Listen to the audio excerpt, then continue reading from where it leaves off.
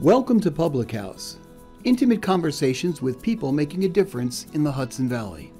And now, from Paula's Public House in Poughkeepsie, New York, here's Paula Young. Hi, I'm Paula Young. Welcome to Public House. Today we have Marcus Molinaro in my chair, and Marcus is here, most recently having lost the governor race, but has much to tell us about what's going on in Dutchess and his plans.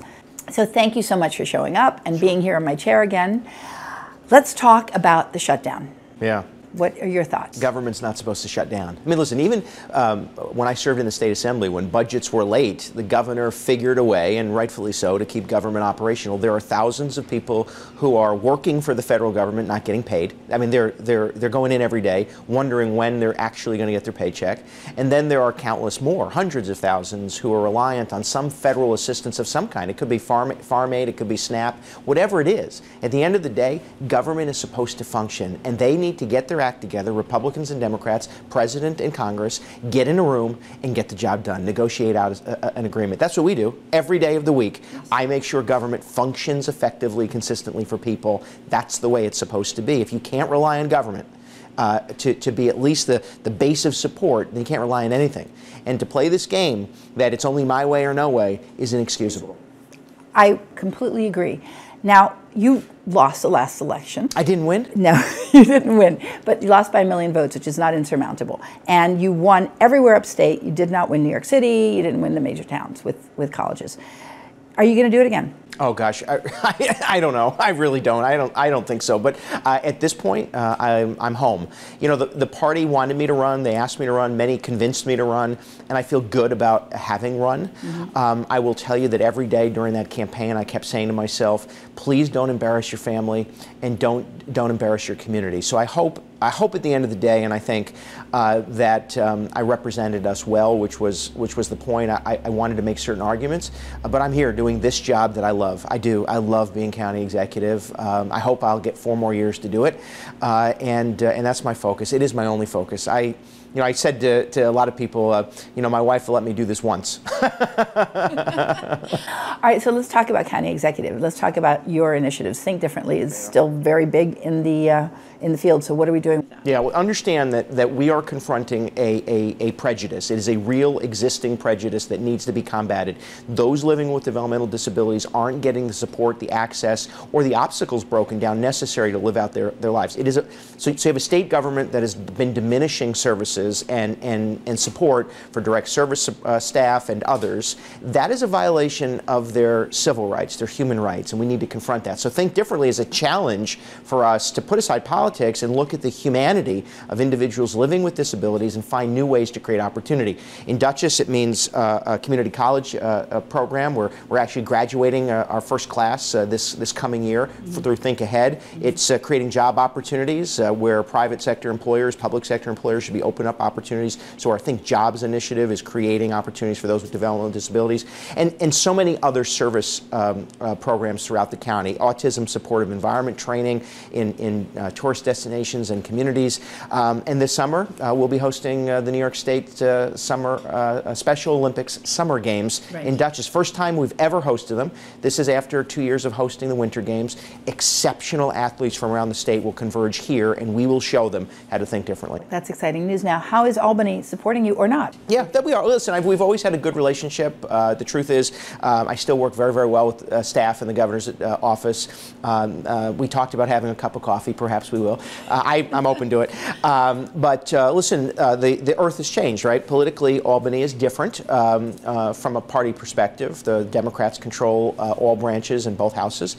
So we have to work. I work with Republicans and Democrats to gain support. Dee Dee Barrett's been a strong supporter of our mental health programming. Just, in fact, did another tour of our stabilization center. Sue Serino has been a strong supporter of our veteran services as well as the senior services. We're opening up our new senior center in Poughkeepsie. So, my job is just to put aside the politics and serve people, and I like that. I mean, I'm sort of middle management, right, as county executive. Get the job done and focus on tomorrow. And keep us all in line budget-wise. Now, additionally, we still have the issues with the opioids here. Yeah, it's a crisis. It's a crisis. I always say when I'm watching TV, if there was no demand, there would be no supply. So how do we counter that?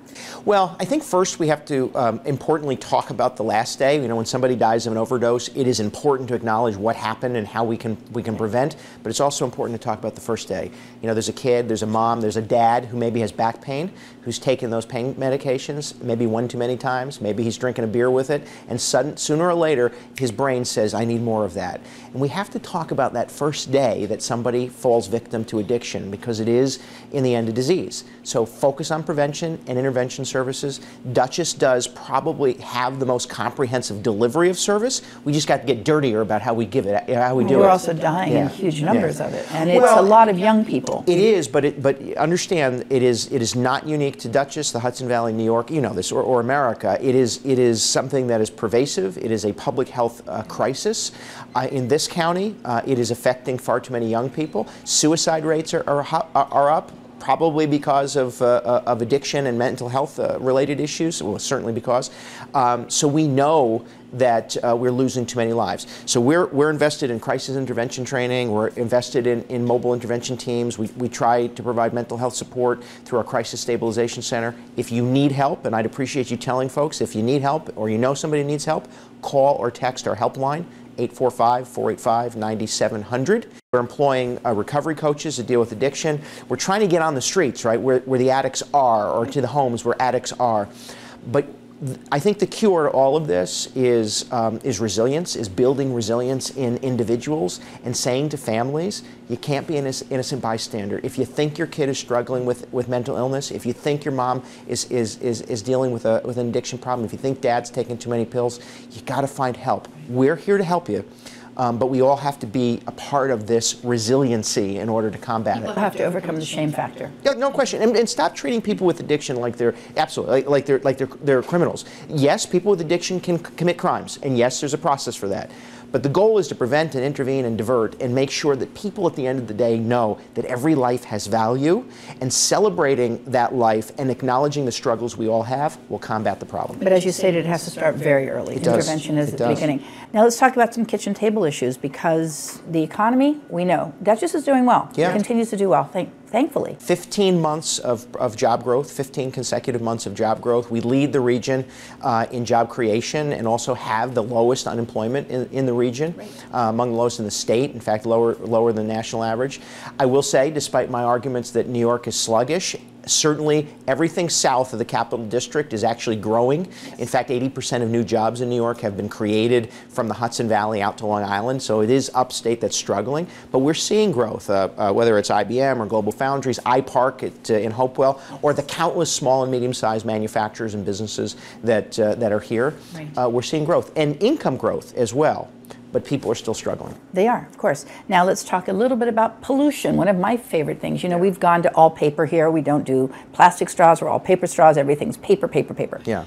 We have issues with that continuingly, and we also have the Hudson River, which is still suffering a little bit. Sure. We talked a little bit about the PCBs and the oil trains and the sewage overflows. What can you do to help with that? Well, first, Dutchess led the efforts with Dee Dee Barrett, Sue Serino, and others to block the anchorage points that they wanted to establish in the Hudson. That could have caused environmental and safety problems, not to mention impact on the viewshed.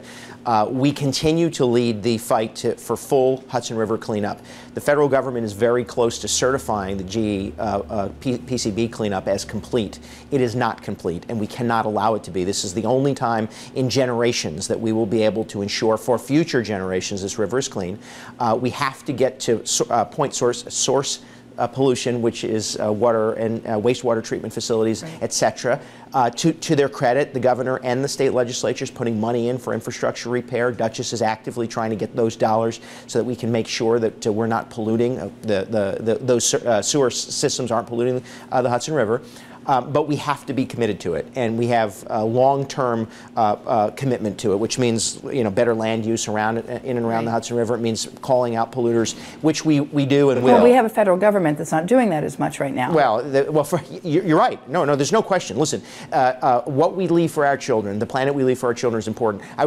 Somebody once said to me, a very liberal fellow, said to me, "You don't have to believe in climate change to live like there is climate change." Well, listen, I accept the science of climate change, certainly, but we ought to live like we're leaving for our children something cleaner and better.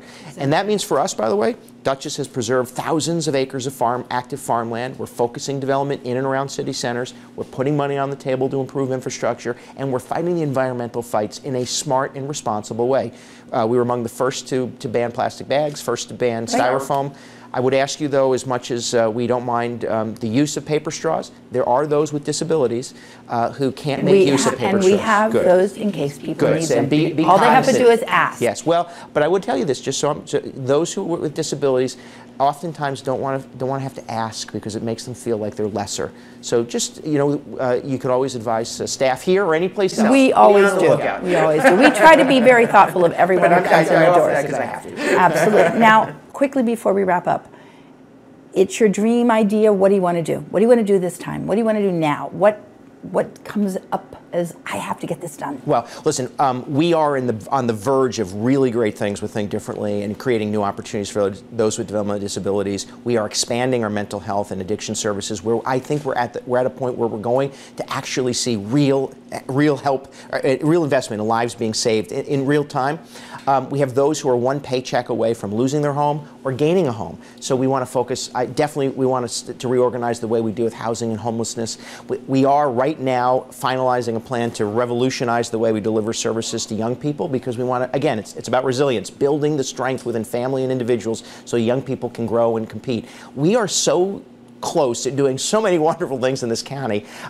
We just want to engage. But my dream is to set aside the toxic politics that is paralyzing this country, forcing and really putting people into separate camps where we rush to judgment, attack somebody instantaneously.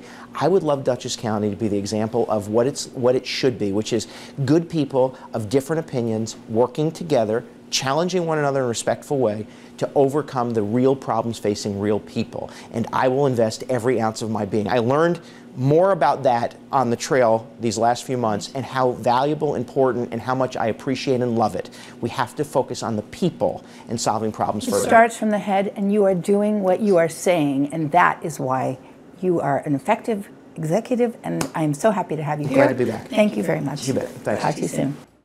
Hi, I'm Paula Young, and I'm the proprietor here of Paula's Public House. Do join me for good food, good cheer, and good fellowship. We are here, we have fun, and we'd love to have you be a part of it. Come on down.